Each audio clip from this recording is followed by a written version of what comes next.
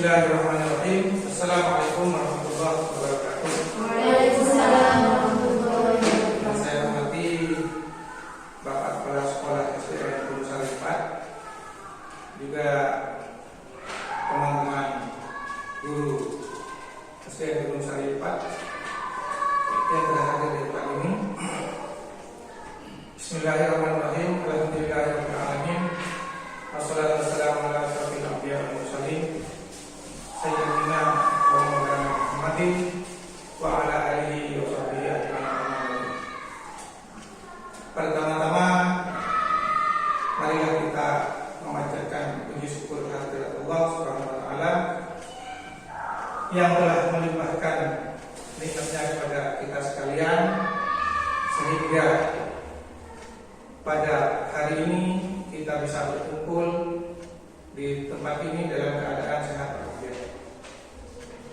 Kedua kalinya, salawat beserta salam mudah-mudahan tercurahkan kepada junjungan kita Nabi besar Muhammad SAW yang telah berhasil membimbing umatnya dari jalan yang gelap menuju jalan yang terang. Ketiga kalinya, saya ucapkan banyak terima kasih kepada Dewan Guru yang telah bersedia meluangkan waktunya untuk bersama-sama hadir di tempat ini dalam rangka aksi nyata Modul 1.4 budaya positif yang dalam ini kegiatannya dilaksanakan oleh Bapak Andrianto Eko SD. Untuk menyingkat waktu,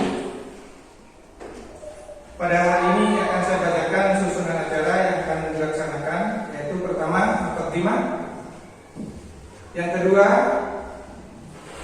lagu Indonesia Raya, yang ketiga sambutan kepala sekolah, yang keempat kegiatan inti, sedangkan yang kelima yaitu acara penutup doa. Menginjak acara pertama, marilah pembukaan ini akan saya mulai. Bersama-sama kita membaca surat Al-Fatihah. Mudah-mudahan acara yang dilaksanakan pada hari ini berjalan dengan lancar. Al-Fatihah.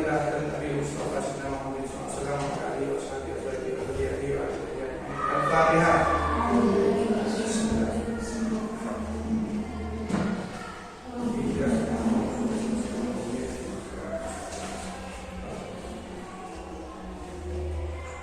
Selesai. Menginjak acara yang kedua yaitu lagu Indonesia Raya, yang dalam hal ini akan dipimpin oleh Ibu Dewi. Pada Ibu saya silakan.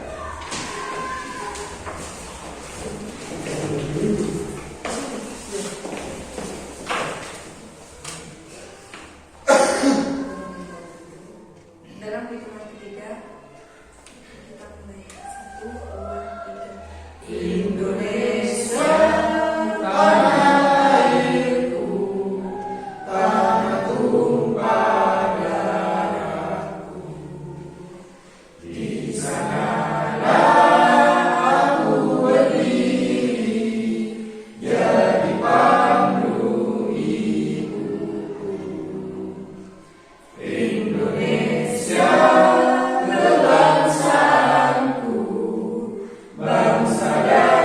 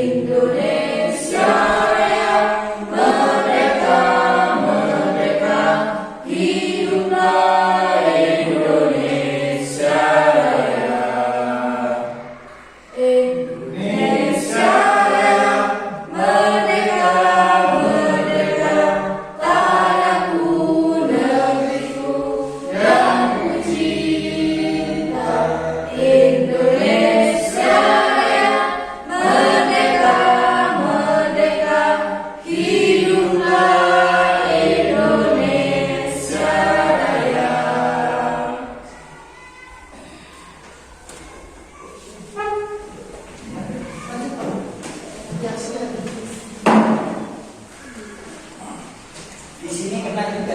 Enggak Pak. Di sana saya. Iya. Terima kasih. Kemudian acara berikutnya yaitu sambutan Kepala Sekolah PTN Gunung Saripat yang dalam hal ini akan disampaikan oleh Bapak Sukardi SPD. Kepada dia saya persilakan.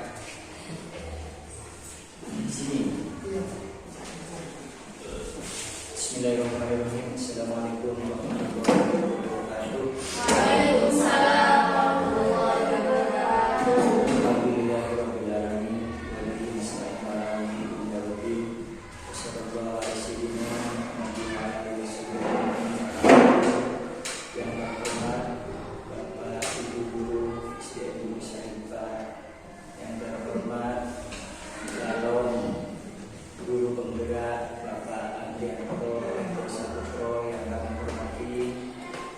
Pertama-tama mari kita panjatkan puja puji syukur kehadirat Allah yang mana pada siang pagi hari ini kita bisa berkumpul dalam rangka yaitu pemaparan untuk modul 1.4 calon guru penggerak Bapak Andrianto Eko Saputro, yaitu dengan menyebarkan pemahaman dan pengalaman penerapan budaya positif. Baiklah, semoga yang pertama-tama mari kita panjatkan puja dan puji syukur kehadirat Allah Rabbi, yang mana pada kesempatan pagi hari ini kita bisa berkumpul dalam keadaan sehat walafiat. Yang kedua, salawat dan salam tetap terlimpah curahkan dan junjungan Nabi besar Muhammad sallallahu alaihi wasallam. Baiklah, untuk menyingkat waktu, saya selaku penanggung jawab di lembaga SDN Gunung Saripat, dengan adanya guru penggerak biar tambah sekolah ini tambah maju ke depannya, biar maju ke depannya, terutama di bidang akademiknya. Masalahnya dengan adanya guru penggerak ini memotivasi rekan-rekan yang lain yang belum kebagian di guru penggerak untuk memacu semangat rekan-rekan guru semua dan murid yang ada di lembaga SDN Gunung Saripat. Apa yang dimaksud dengan penerapan budaya positif ini, Pak Andri mungkin nanti bisa menjelaskan secara rinci. Dengan adanya budaya positif di lembaga ini mungkin bisa menambah wawasan murid anak didik kita ke depannya tambah baik. Sekarang sudah mulai agak masalah karakter. Ini budaya sudah banyak yang masuk ke lembaga ini kurang baik, khususnya yaitu masalah etika terhadap guru, terhadap sesama teman. Biar nanti Pak Andri bisa menjelaskan kenapa kok perlu pemahaman budaya positif, karena sudah banyak di YouTube, di TikTok itu sudah menyalahi dari etika kehiburan, yaitu secara pergaulan, masalah pendidikan itu sudah banyak murid kita yang kurang tahu masalah etika. Dengan adanya budaya ini yang masuk ke lembaga kita, supaya anak-anak itu bisa tahu menyaring apa-apa yang telah dilaksanakan oleh calon guru penggerak. Mungkin itu saja dari kami selaku penanggung jawab di lembaga ini, selaku kepala sekolah. Nanti kurang dan lebihnya mungkin dari Pak Andri ini, sekurangnya dari saya mungkin Pak Andri bisa menambahi ke guru-guru khususnya dan penerapannya kepada nanti akhirnya kepada anak didik kita yang ada di lembaga SDN Gunung Saripat. Mungkin dari saya itu saja, dari kepala sekolah. Kurang dan lebihnya saya minta maaf. Wabillahi taufiq wal hidayah. Wassalamualaikum warahmatullahi wabarakatuh. Waalaikumsalam warahmatullahi wabarakatuh.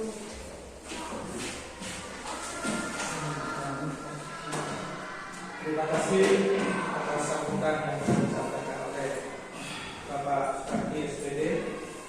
menginjak acara berikutnya yaitu kegiatan inti yang dalam hal ini akan disampaikan oleh Bapak Andrianto kepada beliau.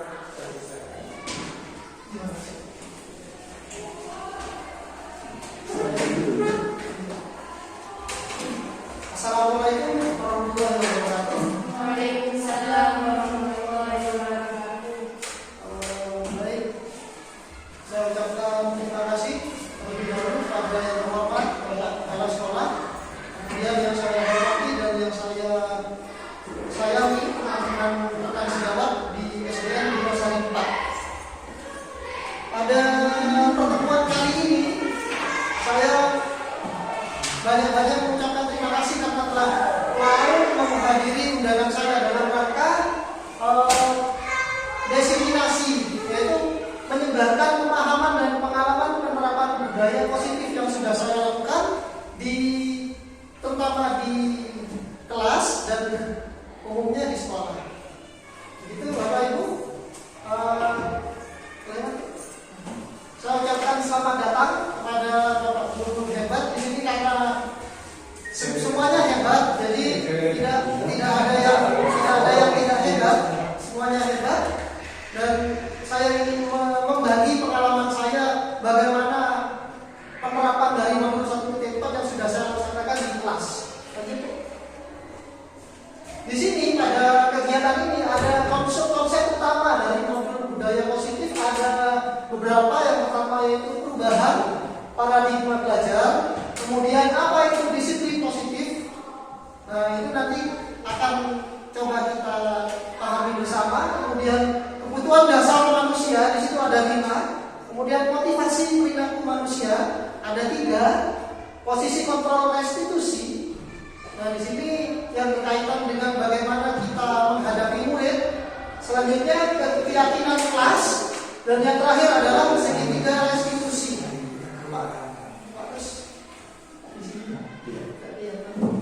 Nah, lanjut. Pertama ya, Bapak Ibu, untuk mencairkan suasana sebenarnya sudah cair kemarin, tidak kurang semarak. Makanya, mari kita coba bermain. Makanya, cobalah. Nah, di sini caranya adalah saling berhadapan dengan teman di samping, kemudian ambil kertas. Saya sediakan kertas. Tapi di sini. Pak, sini di sini. Bagus. Bisa sama Pak dulu, bagus.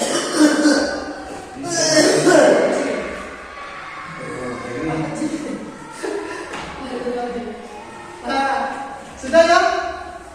Atas sama Pak Fakih. Saya sesuai dengan di sini ya, saya akan minta salah satu dari Bapak Ibu untuk mengambil kertas kemudian genggam. Silakan kertasnya di buat ini Pak, diambil kemudian genggam. Ini ya. Nanti dapat dulu kertasnya. Nah, silakan digenggam. Kertasnya digenggam. Oh ini. Sudah digenggam Bapak Ibu? Sudah? Sudah. Nah, sekarang coba minta sama teman di sebelah Bapak Ibu untuk dengan cara apa saja, digoda, digelitik atau apa saja, supaya genggaman tangan Bapak Ibu ini terbuka. Dicoba, silakan teman di sampingnya dengan berbagai macam cara membuka tangan yang memegang kertas. Coba teman Ibu.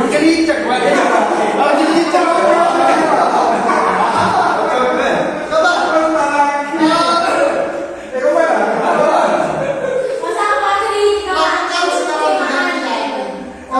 Sekarang sudah dipegang? Sudah Bapak? Nah, minta tolong ke temannya. Teman dia jangan minta tolong, teman sebelahnya bagaimana caranya?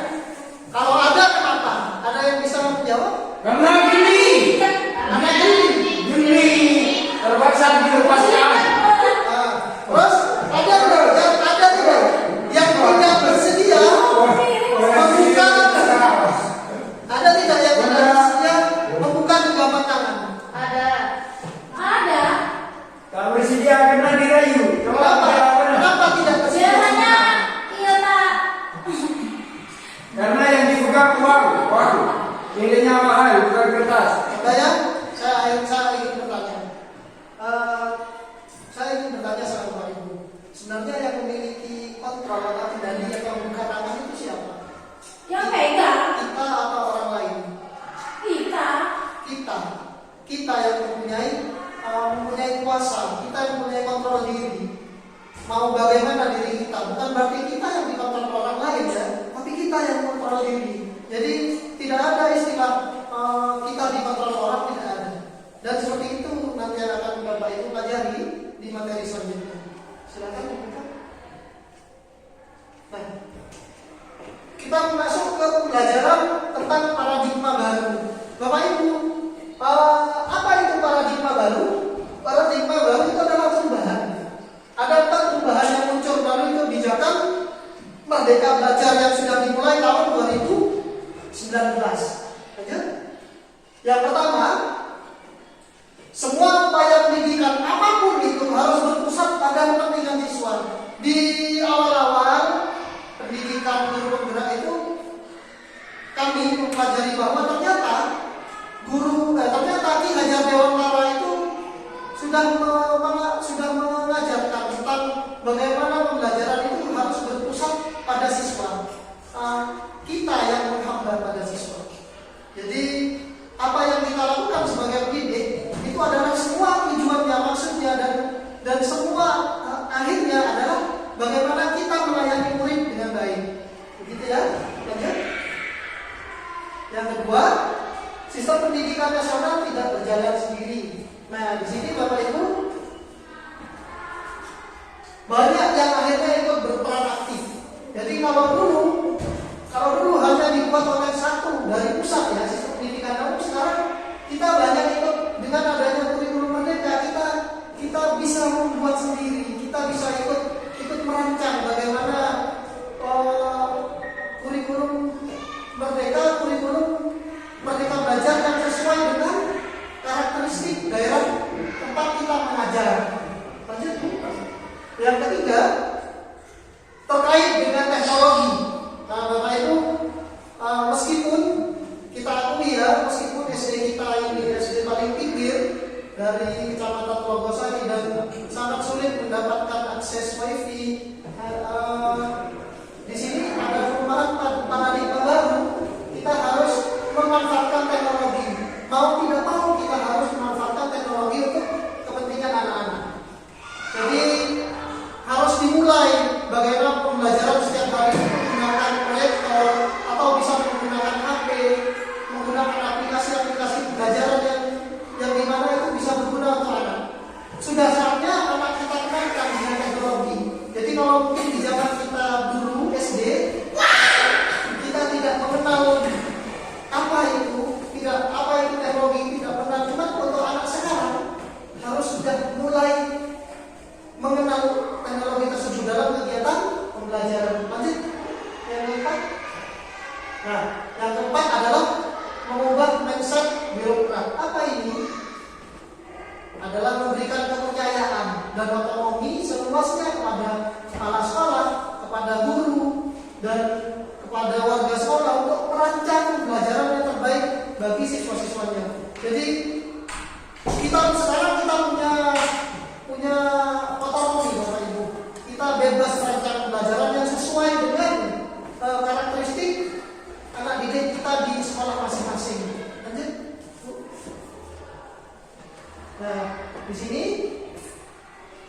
pembelajaran paradigma baru ini yang memungkinkan kita untuk murid dengan tahapannya untuk mewujudkan apa yang disebut dengan profil pelajar Pancasila. Di dalam pembelajaran paradigma baru ini ada perbedaan, Bapak Ibu. Apa yang dimaksud dengan stimulus respon dengan pendekatan teori kontrol. Ini ada hubungannya dengan tadi yang kita bermain menggunakan kertas. Dilanjutkan. Baik, Bapak Ibu. Ini perbedaan dari stimulus respon dan teori kontrol. Ini yang dulu, Bapak Ibu. Jadi kalau orang masih menggunakan cara lama, mereka kebutuhan kita itu sama. Padahal kita tahu bahwa kebutuhan tiap murid tidak pernah sama. Kemudian semua orang melihat hal yang sama. Cuma dalam teori kontrol, setiap orang pasti memiliki gambaran berbeda, pasti memiliki keinginan dan cara-cara yang berbeda ya. Yang ketiga, kita mencoba mengubah orang agar berpandangan sama dengan kita. Kebanyakan ya Bapak Ibu, guru-guru itu ada yang menginginkan muridnya harus apa katanya saya gitu. Nah, ini yang kita harus kembali. Kita yang harus mengikuti bagaimana yang diinginkan murid. Contohnya, mungkin ada yang murid senang dengan gaya belajar audiovisual. Kemudian ada yang senang gaya belajar kinestetik. Nah, kita membuat model pembelajaran yang dapat mengakomodir gaya belajar mereka. Kemudian yang selanjutnya, perilaku buruk dilihat sebagai suatu kesalahan. Jadi kita gampang berbicara ke orang lain ini kesalahan gitu. Tapi pada dalam kontrol yang baru, semua perilaku pasti memiliki tujuan. Mereka yang menurut kita berperilaku buruk, tentunya kita harus tanyakan dulu apa tujuannya. Kemudian yang selanjutnya, orang lain bisa mengontrol saya. Seperti yang ini tidak bisa. Jadi hanya kita yang bisa mengontrol diri kita sendiri, orang lain tidak bisa, ya. Nah, selanjutnya saya bisa mengontrol orang lain. Itu kalau stimulus respon ya. Aslinya tidak bisa Bapak Ibu. Anda tidak bisa mengontrol orang lain. Seperti permainan tadi, kalau Bu Febi memaksa tidak membuka genggaman tangan meskipun Bu Faid dengan berbagai macam cara, namun Bu Febi tidak mau membuka tangannya, tidak akan pernah bisa. Karena yang mempunyai kontrol adalah siapa? Bu Febi. Dan Bu Faid tidak bisa mengontrol orang lain. Begitu. Selanjutnya, pemaksaan belum ya. Pemaksaan ada pada saat menunjukkan gagal. Kemudian teori kontrolnya berkolaborasi. Nah, yang terakhir ini model berpikir menang kalah. Itu tidak ya. Pada teori kontrol adalah model berpikir menang-menang saja. Nah, Bapak Ibu, saya ingin mengajak Bapak Ibu sejenak untuk berpikir, merefleksikan. Yang pertama ada pertanyaan. Bagaimana cara membuat murid disiplin? Yang kedua, siapa yang bisa mendisiplinkan murid? Yang ketiga, apakah guru bisa mendisiplinkan murid? Atau kepala sekolah? Atau orang tua murid? Atau murid itu sendiri? Dan yang terakhir adalah mengapa? Saya ingin bertanya sama Bapak Ibu. Mungkin ada yang mau menjawab. Bagaimana cara membuat murid disiplin?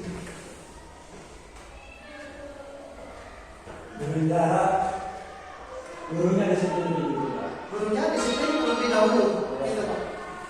Baik, saya tampung dulu. Bagaimana cara membuat murid disiplin adalah gurunya disiplin terlebih dahulu. Yang kedua, siapakah yang bisa mendisiplinkan murid? Guru. Siapakah yang bisa mendisiplinkan murid? Guru? Murid itu sendiri. Murid itu sendiri. Ada yang menjawab guru, ada yang menjawab murid itu diri sendiri. Tidak apa-apa Bapak Ibu. Karena di sini tidak ada yang salah. Kita akan belajar bagaimana kita mencoba menjawab dan jangan pernah berpikir saya takut salah. Tidak ada yang salah. Kita belajar bersama-sama di sini ya. Lanjut. Terus nomor 3, apakah guru bisa mendisiplinkan murid? Tadi sudah dijawab. Ada yang menjawab harus dimulai dari diri kita sendiri.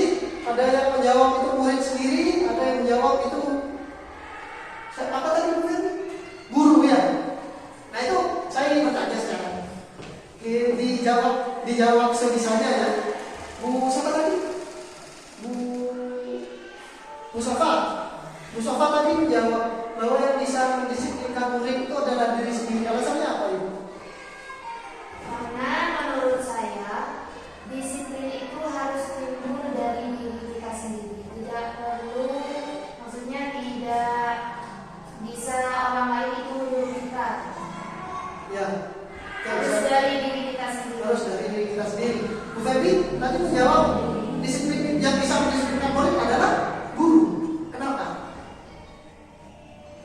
Karena sebagai guru harus mencontohkan kepada murid. Jadi guru dulu disiplin. Ya. Kemudian murid karena kita sebagai contoh, akhirnya murid ikut disiplin seperti itu. Dan itu sama seperti jawabannya dari Pak Haji tadi ya. Ya, betul. Lanjut. Bu. Apa itu disiplin? Disiplin itu apa? Nah, Bapak Ibu saya ingin bertanya. Terserah mau jawab apa saja. Disiplin itu apa? Ada yang mungkin bisa menjawab. Apa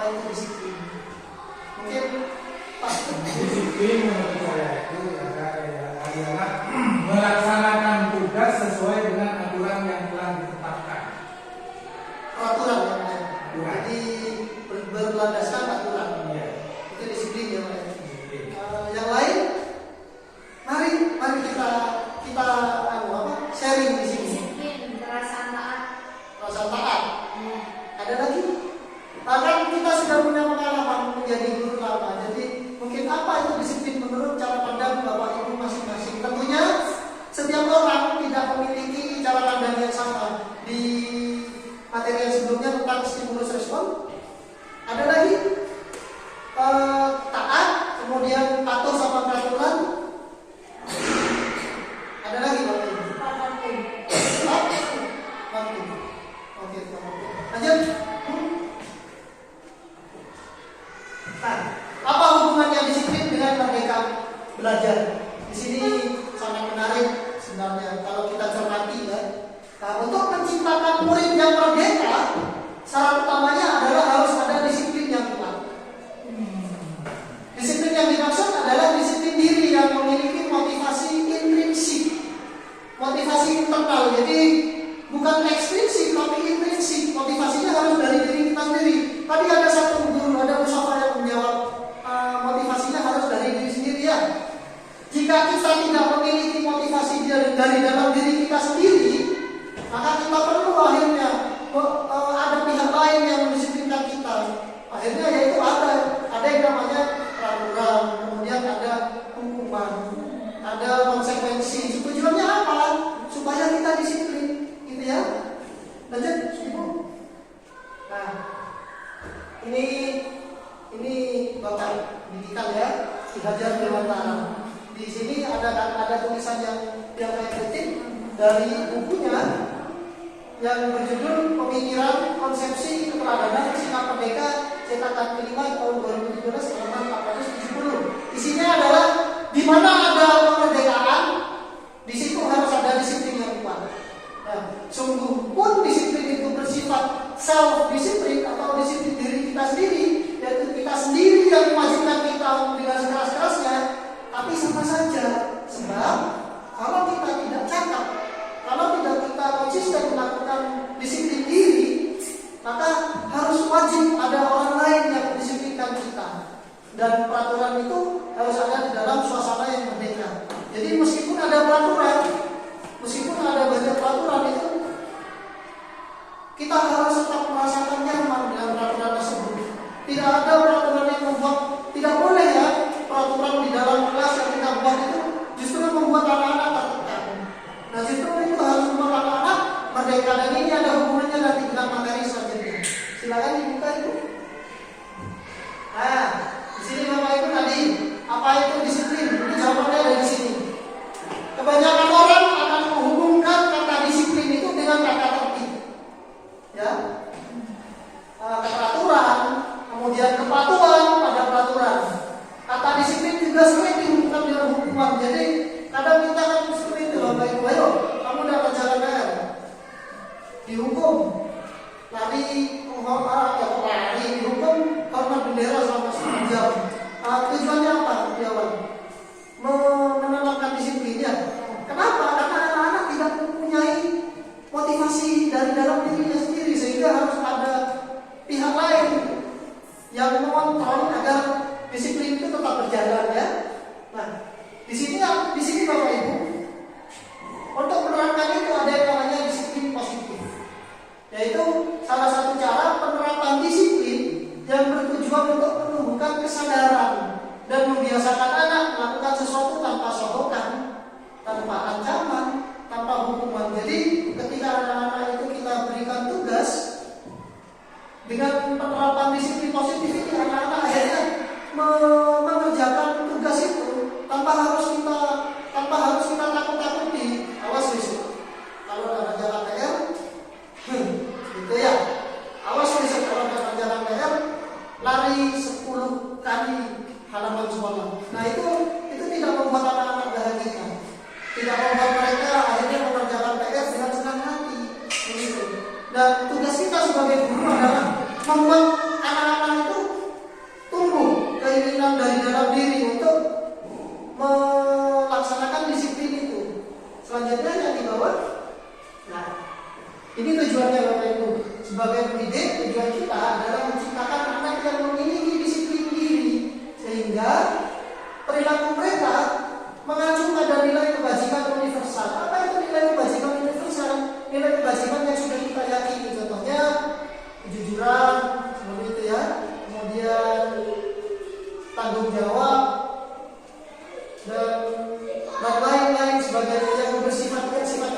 baik, sehingga mereka memiliki motivasi intrinsik, motivasi dalam diri, bukan motivasi dari luar diri. Ya, belajar begitu. Nah, di sini kita akan coba membandingkan ya, konsep disiplin dengan identitas gagal. Apa itu identitas gagal? Coba Bapak Ibu perhatikan. Di depan ada hukuman, ada penghargaan. Nah, mereka-mereka yang mengajarkan disiplin itu dengan cara yang keras, itu dengan memberi hukuman yang dihasilkan pada anak apa? Mereka merasa sakit, mereka merasa tersakiti. Sekarang saya tanya sama Bapak Ibu, kita kan pernah menjadi murid dulu ya. Saya coba untuk memancing memori. Masih ingat nggak pernah dihukum sama guru? Pernah ya? Pernah merasa sakit hati tidak? Karena biasanya guru-guru dulu itu kan keras. Karena saya sendiri saja sering mengalami. Kalau sakit hati enggak, tapi cuma tidak merasa tidak nyaman. Merasa tidak nyaman. Kalau pengalaman saya pribadi, kalau tidak bisa mengerjakan tugas di depan, ini merah. Kenapa garisnya panjang? Iya. Kalau tidak bisa, tidak mengerjakan, kalau kuku tidak dipotong saja, saya ingat dulu ini ditusuk, ditekan pakai kuku, sakit. Dan itu membuat saya sakit, saya merasa tidak nyaman. Dan seperti itu ya. Nah, ini yang disebut dengan identitas gagal. Kemudian ada lagi yang membangun kedisiplinan melalui penghargaan, dipuji. Contohnya begini, ketika anak datang tepat waktu, dipuji, kamu hebat, datangnya tepat waktu, tidak kayak yang lain. Nah, mungkin ujian pertama anak-anak senang, ujian kedua biasa saja, ujian ketiga biasa saja. Dan akhirnya apa? Yang membuat anak-anak itu datang tepat waktu karena apa? Karena ingin dipuji kan? Ya. Nah, itu yang disebut faktor ekstrinsik, faktor dari luar. Mereka melaksanakan disiplin positif bukan dari dalam dirinya, tapi karena mengharapkan, wah, saya dapat pagi. Terus guru saya bilang nanti, kamu hebat, kamu gitu. Datangnya pagi. Akhirnya saya merasa senang, si murid merasa senang ya. Nah, tapi yang seperti itu bersifat temporary, itu sementara. Karena lama-lama tidak akan merasakan kesenangan itu ya. Yang kedua, ya, penghargaan itu tidak efektif karena tidak akan berhasil selang waktu beberapa lama. Dan itu merusak hubungan. Apa yang dimaksud merusak hubungan? Anak-anak yang datangnya terlambat itu kan akhirnya dibanding-bandingkan. Mereka yang datang pertama kali pasti akan ada teman-teman yang bilang, kalau bahasa Maduranya apa? Itu kalau bahasa Indonesia apa? Ngatok bahasa Indonesia. Apa Pak? Kalau Maduranya kalau bahasa Indonesia apa? Ingin dipuji. Mungkin gitu ya. Akhirnya itu merusak hubungan dengan teman-temannya. Pasti akan ada yang iri ya, mengurangi kenikmatan, menurunkan kualitas, mematikan kreativitas karena mereka datang hanya ingin dipuji, bukan ingin sekolah, gitu ya. Penghargaan dapat menghukum. Sekarang kita bandingkan, ibu silakan dilanjutkan. Konsep disiplin dengan identitas sukses. Nah, di sini kita tidak memberikan hukuman, tetapi memberikan konsekuensi dan restitusi. Konsekuensinya, contohnya itu memberikan penguatan jangka pendek melalui stimulus respon yang tadi ya. Kemudian konsekuensinya juga sini murid menghormati peraturan. Jadi begini misal contohnya Bapak Ibu, anak-anak kamu tidak datang, kamu datangnya telat ke sekolah. Kita sudah punya peraturan kalau telat konsekuensinya apa? Gitu. Oh, kalau telat semua konsekuensinya adalah pulang sekolah menyambut kelas sendirian. Nah, itu konsekuensinya memang jangka pendek, tapi itu sukses kan anak. Kalau mereka tidak ingin telat, gitu, dan tidak ingin menyambut pulang sekolah, ya paginya harus berangkat pagi, bukan karena ujian ya, bukan lagi karena ujian. Kemudian mereka ini ya. Restitusinya yang membuat mereka adalah bertanggung jawab atas perilakunya. Kalau mereka secara restitusi ya, ini bentuk di atasnya konsekuensi. Nah, mereka akan bertanggung jawab atas perilakunya. Kemudian fokus pada pemecahan masalah. Apa yang membuat saya telat? Jadi mereka akan berpikir bagaimana caranya supaya saya tidak telat, begitu ya. Murid akan menghormati dirinya, kemudian restitusi tersebut dibuat oleh murid dan murid belajar memecahkan masalah. Yang selanjutnya bersifat teori kontrol, kemudian bersemangat untuk memperbaiki diri. Nah, ini konsep disiplin yang dengan suksesnya identitas mereka. Mereka tidak merasa terintimidasi, tapi itu keluar dari dalam diri mereka sendiri. Lanjut Ibu. Sudah ya, lanjut. Nah, di sini Bapak Ibu barusan ada tulisan restitusi ya. Apa itu restitusi?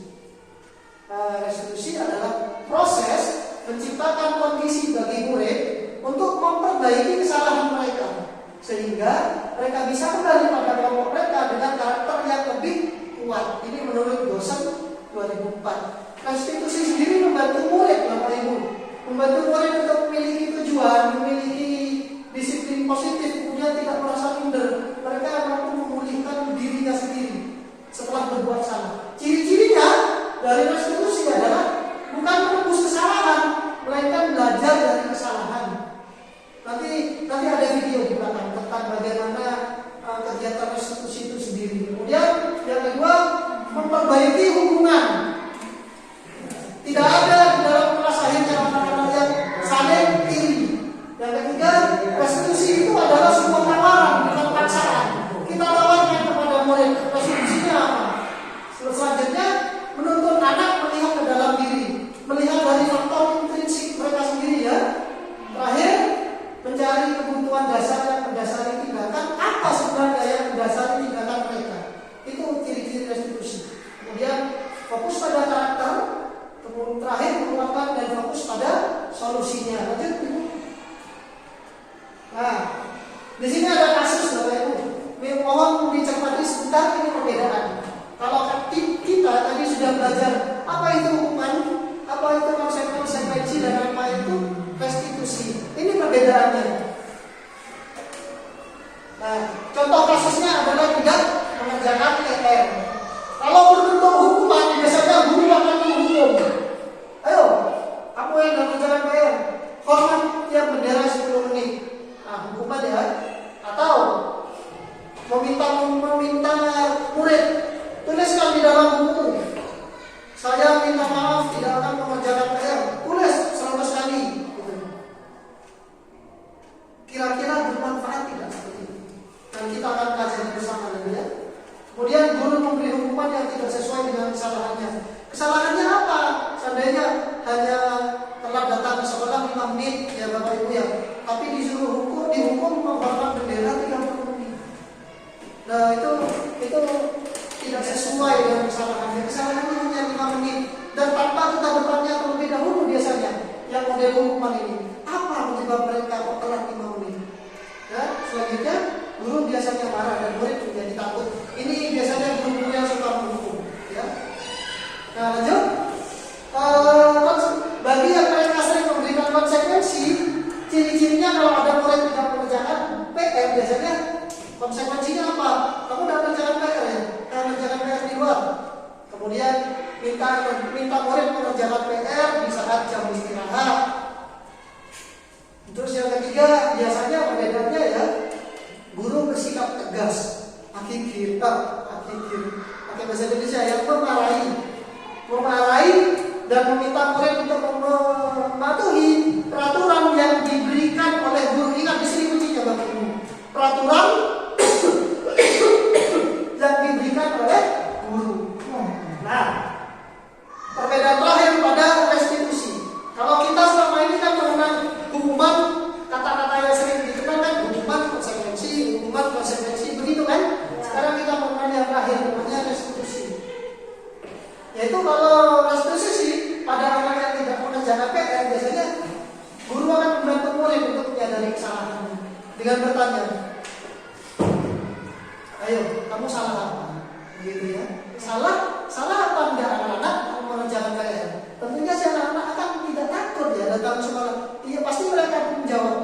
saya salah. Kemudian kita tanyakan keyakinan kelas yang dia langgar. Kamu melanggar apa? Sebelumnya di sini saya sudah membuat kesepakatan kelas loh, yang disebut dengan keyakinan kelas. Dan biasanya seorang guru akan menanyakan apa yang kamu langgar, karena itu yang mereka buat. Lanjut, guru membantu murid menemukan solusi. Jadi ketika si anak tidak mengerjakan PR, guru tidak menghukum, guru tidak memberi konsekuensi kalau restitusi ya, tapi membantu murid menemukan solusi dari masalahnya. Nah, contohnya begini, contoh kalau di daerah sini ya, murid pagi itu sekolah, kemudian pulang sekolah itu madrasah. Nah, malamnya ngaji, kapan mereka bisa mengerjakan PR? Nah, kita mencoba untuk mencari solusi dari permasalahan tersebut. Yang keempat ya, membantu mereka bertanggung jawab terhadap perilakunya. Yang terakhir, guru bersifat terbuka dan menghormati diri sendiri dan orang lain. Jadilah guru yang nyaman. Menjadi guru yang akhirnya dicintai oleh murid. Begitu kan akhirnya murid tidak takut, tetapi murid akan belajar dari kesalahan mereka sendiri. Belajar, insya.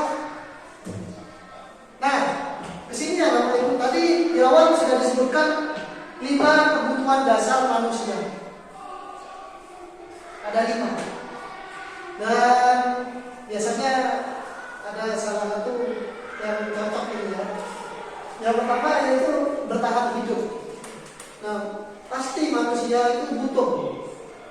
Ini kebutuhan dasar Bapak Ibu. Kebutuhan, kalau apabila salah satu dari 5 kebutuhan dasar ini tidak terpenuhi, maka manusia itu tidak akan merasakan apa ya, merasa kurang ya.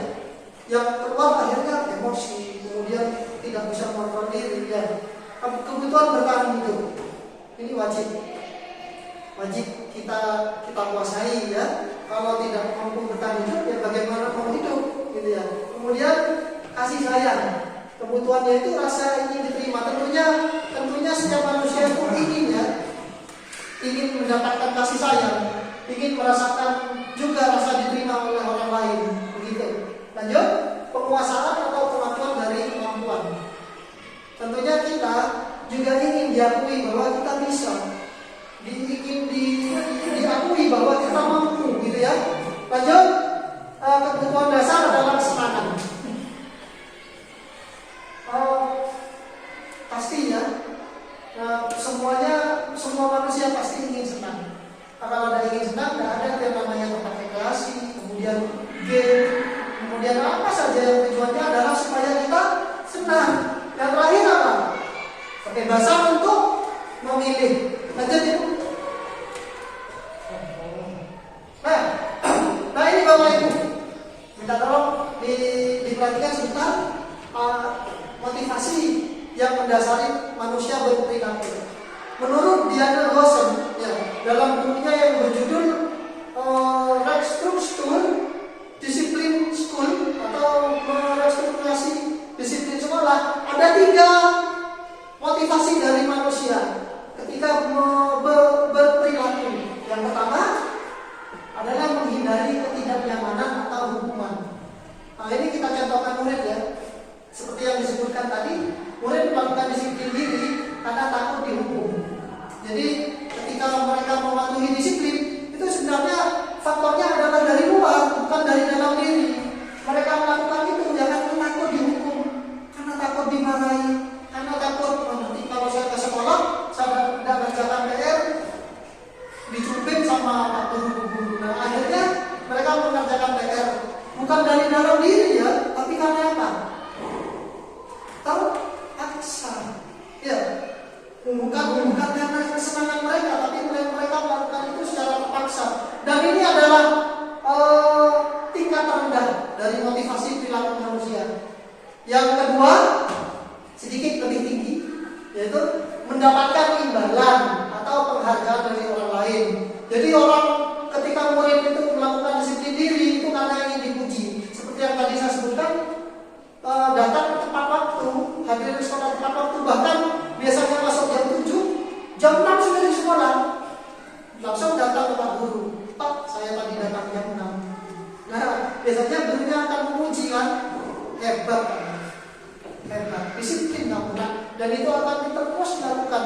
Tapi pada akhirnya si anak itu akan capek, karena itu bukan dari dalam diri, tapi karena ingin dipuji, karena ingin mendapatkan hadiah atau mendapatkan pengakuan dari orang lain. Nah, motivasinya ini juga bersifat eksternal, bukan dari dalam diri ya. Ini sedikit lebih tinggi dari yang pertama tadi. Motivasi yang tertinggi kalau menurut Dian Nogosen yaitu menghargai nilai-nilai kebajikan diri. Apa itu? Yaitu kalau saya sebutkan secara sederhana di sini, biasanya murid melakukan nilai-nilai kebajikan itu, kebaikan itu karena mereka memang ingin dirinya ingin dirinya itu sesuai dengan nilai-nilai tersebut, bukan karena ingin dipuji, bukan karena takut sama hukuman, tapi mereka mempercayai bahwa nilai-nilai kebajikan itu adalah sesuai dengan dirinya sendiri. Jadi kalau mereka mengerjakan PR, mereka menyadari bahwa kalau saya mengerjakan PR ini untuk diri saya, bukan untuk siapa-siapa. Kalau saya datang tepat waktu, itu adalah untuk diri saya, bukan untuk siapa-siapa. Begitu ya? Oke. Baik, dilanjutkan Bapak Ibu. Lanjut. Nah, sekarang lanjut ke sini ya. 5 posisi kontrol restitusi. Ada 5. Nah ini Bapak Ibu minta tolong saya ingin bertanya. Kita jawab secara jujur ya. Kita jawab secara jujur.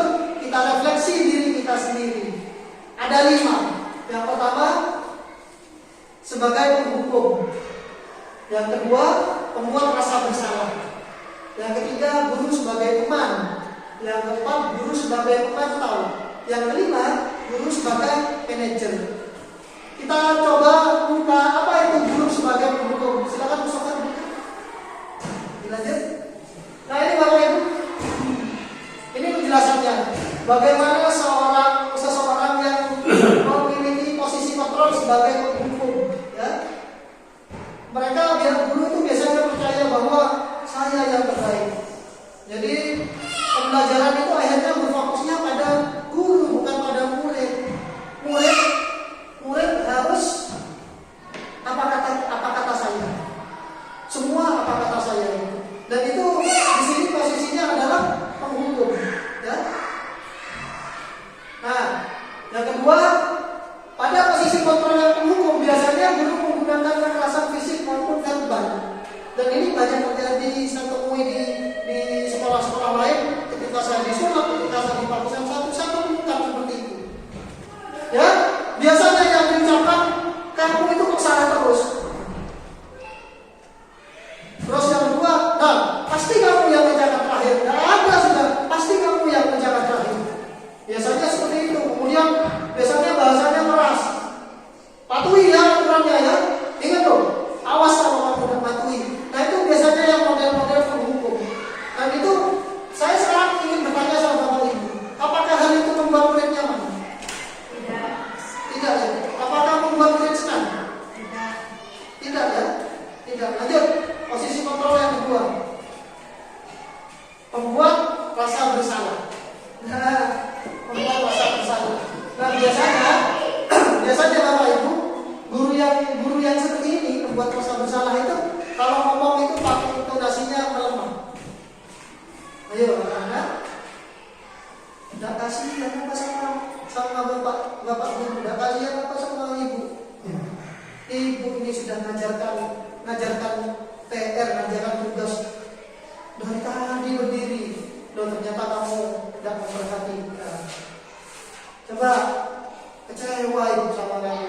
Nah itu biasanya guru menggunakan intonasi yang lemah lembut. Atau ada kalanya tiba-tiba si guru ini tidak berkata apa-apa, membiarkan suasana kelas menjadi hening. Keheningan ini yang membuat si murid akan berpikir, saya salah ya gitu. Kok saya salah ya? Ini gimana ya? Itu membuat murid akhirnya merasa down ya. Kalimat biasanya guru menggunakan kalimat agar murid merasa bersalah atau kasihan pada guru. Seperti ini ya. Contohnya, berapa kali ya Bapak Ibu harus beritahu kamu.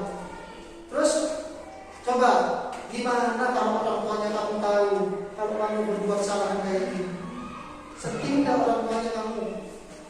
kasihan orang tuanya dan sudah kerja di rumah nyari sapu, kamu sekolah sampai sini kamu udah belajar, sedih tak orang tuanya. Nah itu yang ciri-ciri guru yang biasanya membuat rasa bersalah. Aja bersalah. Yang ketiga, posisi sebagai teman. Guru yang memposisikan sebagai teman. Coba mungkin ada yang mau membacakan? Ini agak senang. Siapa? Bu siapa? Penjelasannya? Penjelasannya yaitu guru menggunakan kalimat persuasif dan intonasi atau nada suara ramah untuk mengontrol murid. Ya, kalimat persuasif. Jadi mereka biasanya akan berbicara layaknya sebagai teman ya. Kemudian pakai suara ramah untuk mengontrol murid. Jadi guru menggunakan humor mempunyai hubungan baik dengan murid. Biasanya banyak ya, Bapak Ibu kita temui guru yang bercanda dengan murid.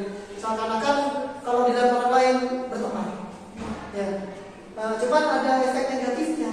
Murid rasa hormatnya akan turun, akan sedikit banyak akan menganggap kita sebagai teman, berkomunikasinya juga sebagai teman begitu. Padahal kita tetap bukan teman bagi mereka, kita adalah orang tua. Ya, menggunakan kalimat yang positif dan jenaka. Contohnya, ayo belajar dong demi bapak. Ya sudah, nggak apa-apa, ibu maafkan, nanti bantu bereskan ya. Seperti berbicara teman. Nah itu banyak kita temui seperti itu ya. Lanjut. Pemantau. Mungkin bisa membacakan penjelasan dari posisi kontrol sebagai pemantau. Penjelasan guru selalu mengawasi murid dan bertindak sesuai pada peraturan sekolah dan konsekuensinya. Ya. Menggunakan data, catatan, dan perhitungan yang digunakan sebagai bukti atas perilaku seseorang. Ya. Ya. Mengingat konsekuensi saat terjadi pelanggaran seperti peraturannya apa yang telah kamu lakukan, konsekuensinya apa. Sudah begitu ya. Jadi yang posisi kontrol pemantau ini hanya tugasnya seperti itu, jaga. Ayo, peraturannya apa? Begitu. Tanpa memberikan solusi. Ayo, peraturannya apa? Kamu tadi udah mengerjakan PR, apa peraturannya? Kemudian kalau udah pakai sepatu, ayo apa yang sudah kamu lakukan? Kemudian konsekuensinya apa? Nah, yang model seperti ini hanya mengingatkan tentang konsekuensi, mengingatkan tentang hukuman, tapi tidak memberikan solusi. Nah, yang paling akhir silakan manajer, ya. Manajer di sini posisi kontrol yang paling tinggi.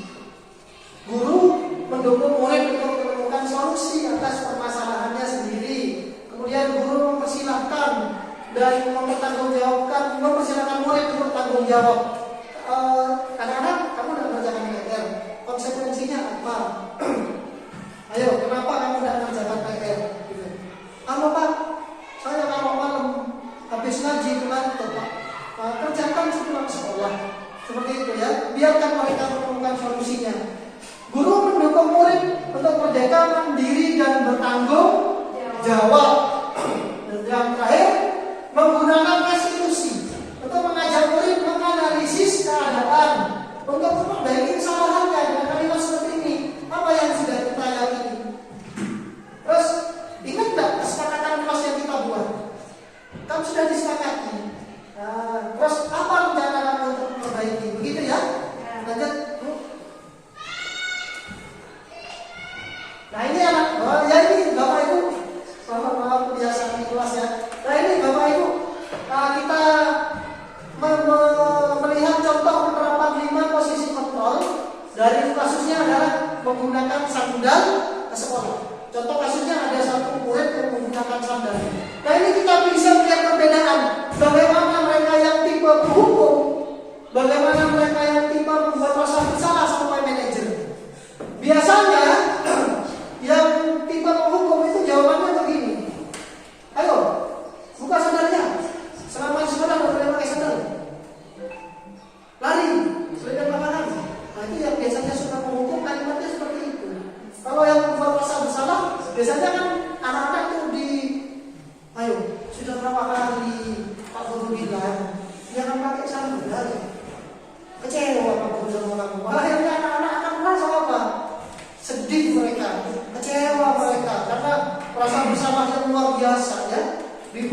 rasa bersama yang luar biasa tanpa sepertinya nggak ada solusi. Nah, yang selanjutnya kalau guru yang modelnya seperti teman, misalnya, ayo aduin, saya dong buat guru bangga. Nanti nggak apa-apa kayak gini, masa nggak kasihan sama guru, gitu ya. Nah, yang tipe pemantau tadi Bapak Ibu, itu hanya tugasnya begini. Peraturannya gimana? Terus kamu pelanggar ya, konsekuensinya apa? Jadi yang diingatkan hanya hukuman, konsekuensi tanpa memberikan solusi. Bagi yang terakhir, yang berposisi sebagai manajer biasanya akan bilang, kamu tahu nggak kesalahanmu apa? Ditanyakan terlebih dahulu kesalahannya apa. Terus kalau kita sudah buat keyakinan kelas, kan sudah disepakati. Nah, gimana cara kamu memperbaiki? Nah, itu biasanya tipe guru yang terakhir Bapak Ibu. Lanjut. Kenapa kok harus keyakinan kelas, bukan peraturan kelas? Bu, ini bisa keluarkan suara keras kalau interview. Ada kecil. Tidak bisa dibuka ke siapa? Tidak tahu. Tidak tahu siapa. Nanti videonya pakai yang saya ya. Nah, kenapa keyakinan kelas bukan peraturan kelas? Lanjut Bu. Nah, mengapa keyakinan kelas bukan peraturan kelas? Kalau keyakinan ini hubungannya dengan nilai-nilai kebajikan, nilai-nilai universal. Jadi bisa ya Bapak Ibu membuat anak-anak itu tidak merasa harus begini. Kalau keyakinan kelas biasanya kalimatnya positif, sedangkan peraturan kelas itu negatif. Contohnya, kalau peraturan kelas dilarang membuang sampah, dilarang berbicara di kelas, tidak boleh begini, tidak boleh begitu, seperti itu, ya, itu peraturan kelas. Nah, kalau keyakinan kelas kita rubah, kalau dilarang membuang sampah. Nah, kalau mengubah menjadi kalimat positif bagaimana? Buanglah sampah pada tempatnya. Buanglah sampah pada tempatnya. Ada yang lain? Contoh misalnya ya, dilarang membuang sampah di kelas. Kebersihan adalah tanggung jawab bersama. Kebersihan adalah sebagian dari iman. Nah, begitu Bapak Ibu. Merubah kalimatnya menjadi mereka yakin bahwa kebersihan itu adalah sebagian dari iman. Begitu Bapak Ibu ya. Merubah itu. Nilai-nilai itu yang disepakati nanti oleh murid-murid di kelas. Lanjut Bu. Nah, ini Bapak Ibu, apa pentingnya keyakinan kelas? Pentingnya keyakinan kelas itu dengan kita mencoba membuat keyakinan kelas. Nah, ini tujuannya adalah sebagai fondasi atau tujuan dari sekolah, ya. Fondasi tersebut yang akan menjadi landasan bagaimana kita memecahkan permasalahan di kelas. Contohnya permasalahannya sederhana kalau murid tidak mengerjakan PR, apalagi Bapak Ibu, permasalahan di kelas.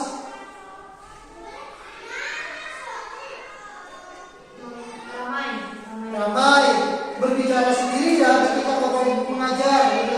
Nah, ini keyakinan kelas ini yang akhirnya akan menciptakan budaya positif. Apa itu budaya positif? Kebiasaan baik, kebiasaan yang akhirnya menjadi karakter dari anak tersebut ya. Mereka menjadi anak yang tidak pernah datang terlambat, itu karakter ya. Bertanggung jawab terhadap tugasnya. Kalau diberi tugas apapun oleh Bapak Ibu guru, murid itu memiliki karakter tanggung jawab sehingga tidak ada lagi murid yang tidak mengerjakan PR ya. Lanjut Bapak Ibu. Kita lebihkan sedikit ya. Karena tadi ada sedikit yang terpotong. Nah, ini Bapak Ibu pembuatan tentang keyakinan kelas lebih abstrak dibandingkan peraturan kelas. Ya. Kemudian harus sesuai dengan kondisi sekolah agar mudah diterapkan. Jadi tidak bisa kita membuat keyakinan kelas yang tidak sesuai dengan bagaimana kondisi sekolah kita. Tentunya kondisi sekolah kita tidak akan sama dengan kondisi sekolah di bawah. Begitu ya Bapak Ibu ya. Kemudian pernyataannya bersifat positif. Kemudian kalimatnya sedikit saja, jangan banyak-banyak supaya lebih mudah diingat. Kemudian pernyataannya universal, melibatkan, ini yang terakhir Bapak Ibu, melibatkan semua anggota kelas. Gitu ya. Baik, lanjut Bapak. Nah, silakan dibaca dulu. Nanti saya akan bertanya. Oh, mohon maaf. Ini adalah untuk murid ya. Sebelum kita membuat kesepakatan kelas, kita memberikan ini kepada murid. Kita memberikan pertanyaan. Tadi saya bawa tas dulu. Nah, di situ ya. Tas itu.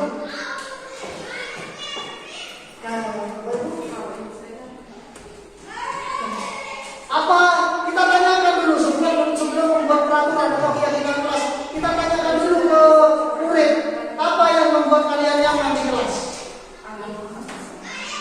Kemudian apa usul dari kalian agar kelas menjadi nyaman?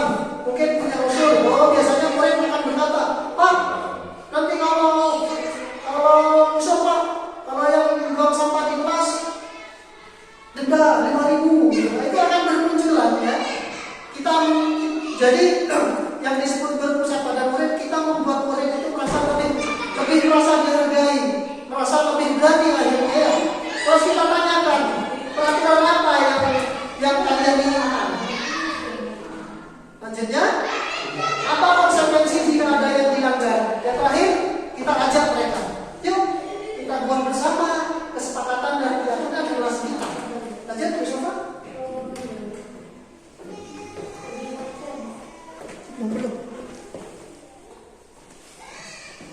Nah, keyakinan kelas. Nah, di sini Bapak Ibu. Budaya positif bisa kita ciptakan. Dari mana? Mulai dari diri kita dulu. Nah, setelah itu kita mencoba untuk menerapkan ke anak-anak. Seperti apa kelas impian yang kita inginkan? Lanjut, coba. Nah, ini Bapak Ibu, kelas impian saya, jika lingkungan di sekeliling murid merasa aman dan nyaman, maka proses belajar lebih mudah diterima. Saya ingin bertanya sama Bapak Ibu, setuju tidak dengan kalimat ini? Setuju ya? Nah, jika lingkungan aman, maka pembelajaran lebih mudah diterima. Bagaimana menciptakannya? Slide selanjutnya. Nah, ini cara kita membuat kesepakatan kelas. Yang pertama, orientasikan kepada siswa tentang pentingnya kesepakatan kelas. Jadi kita ceritakan kepada mereka apa pentingnya kesepakatan kelas ya. Kemudian lanjut, sabar sedikit. Lanjut ya. Ambil waktu yang tepat kalau ingin membuat kesepakatan kelas. Biasanya di awal semester, di awal-awal pembelajaran tahun ajaran baru, di situ kita buat kesepakatan kelas. Ya. Kemudian pimpin diskusi, tampung ide. Kita tampung ide yang keluar dari murid-murid. Kemudian kita tulis dulu di papan. Gitu ya. Selanjutnya, nah, yang kelas ini bisa dilakukan bersama, bisa dengan wali kelas atau guru mapel atau kepala perpustakaan yang lain. Lanjut.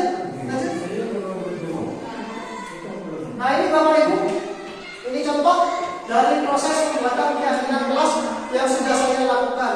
Di sini saya melakukan dengan anak-anak, mereka antusias, mereka yang membuat peraturan sendiri, kemudian saya ajarkan bagaimana mengubah kalimat negatif menjadi kalimat positif, kemudian disepakati. Di sini ini tidak lihat ya, mereka tanda tangan di sini.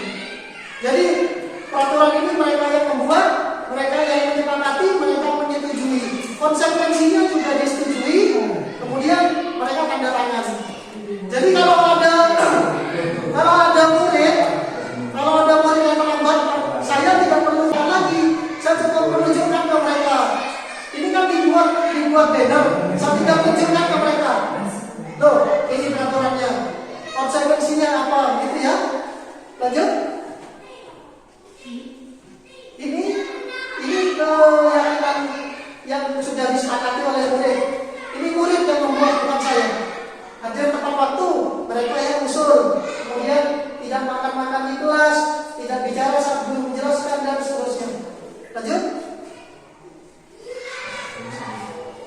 Nah, maka kita masuk ke kegiatan restitusi. Nah, kita cepat saja ya. Apa itu restitusi? Adalah proses menciptakan kondisi bagi murid untuk memperbaiki kesalahan. Jadi murid jangan ditekan sehingga mereka merasa bersalah terus-menerus. Kita perbaiki kesalahan mereka sehingga mereka merasa bahwa ya, saya selanjutnya tidak akan berbuat seperti itu, Pak. Aja. Begini Bapak Ibu, dari asumsi restitusi yaitu yang sudah disebutkan tadi, bukan menebus kesalahan tapi belajar dari kesalahan. Bukan tawaran, itu adalah tawaran bukan paksaan. Menuntut mereka untuk mengenal dari dalam diri motivasinya, mencari peluang dasar, fokus pada solusi dan mengembalikan murid yang bermasalah pada kelompoknya sehingga mereka yang berbuat salah tidak merasa terasingkan. Mereka tetap masuk ke dalam kelompoknya. Lanjut. Ini Bapak Ibu segitiga restitusi ya. Bagaimana kita ketika murid berbuat salah tidak dihukum, tidak diberi konsekuensi, tapi kita melakukan tindakan restitusi. Nah, tindakan ini yang pertama disebut segitiga. Kegiatan yang pertama adalah menstabilkan identitas. Jadi kita biasanya kalau menstabilkan identitas bilang gini, tidak apa-apa kamu buat salah. Bukan cuma kamu yang buat salah, teman-temannya juga buat salah sehingga mereka merasa percaya diri. Yang kedua, validasi tindakan yang salah. Jadi meskipun kita sudah membuat mereka itu mengurangi rasa bersalahnya, tapi kita tetap harus mengingatkan bahwa tindakan mereka salah. Kemudian bagian mana yang salah itu yang akan kita tanyakan. Yang terakhir, menanyakan keyakinan keras. Nah, bagian mana yang sudah mampu melanggar? Begitu sehingga ketika mereka sudah tahu apa yang dilanggar, kita tanyakan terus bagaimana cara kami memperbaiki. Lanjut, Bu. Nah, di sini ada video Bapak Ibu. Bisa diperkeras suaranya?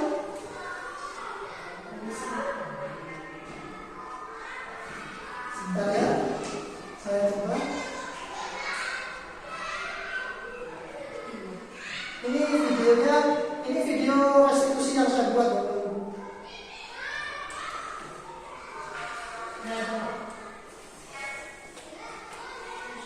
Ada?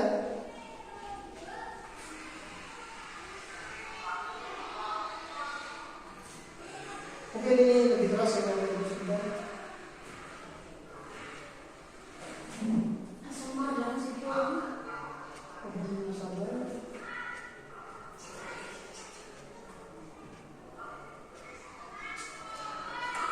Nah, mungkin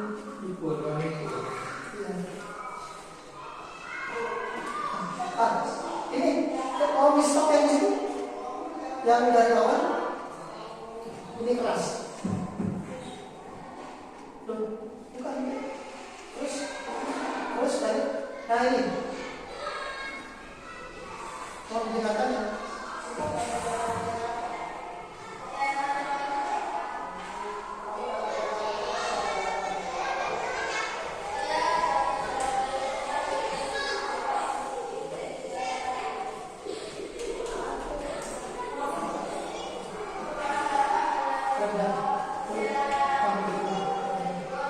Nah itu Bapak Ibu, contoh penerapan dari ini kasus kedua ya Bapak Ibu.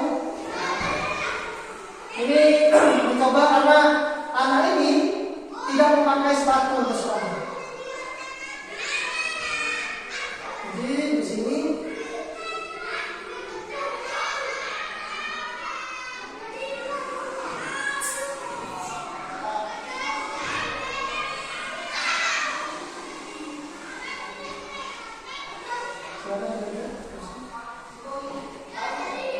nah ini Bapak Ibu dua video tentang bagaimana praktek segitiga restitusi yang sudah Bapak Ibu lihat barusan. Nanti mungkin videonya bisa saya share di grup sekolah. Bapak Ibu bisa melihat tentang bagaimana seharusnya kita menangani kesalahan murid. Jadi tidak dihukum tidak apa, tapi kita bagaimana cara kita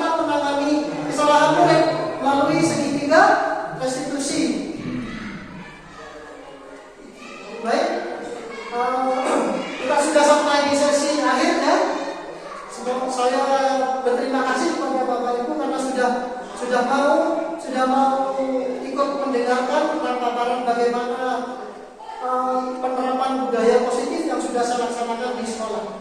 Sekali lagi saya ucapkan terima kasih. Saya akhiri. Assalamualaikum warahmatullahi wabarakatuh. Waalaikumsalam warahmatullahi wabarakatuh. Jadi coba dilihat kan masih jalan.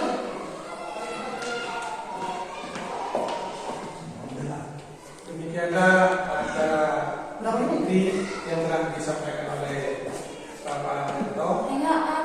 Menuju acara terakhir yaitu pembacaan doa. 1 jam. Pada malam ini telah disampaikan oleh Bapak Haji Sayyid. Namun sebelum pembacaan doa saya sedang membawa acara. Manakala ada kesalahan yang disengaja atau tidak, saya mohon maaf yang sebesar-besarnya. Assalamualaikum warahmatullahi wabarakatuh.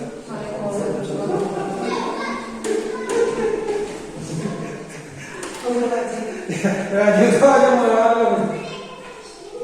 Amin. Amin.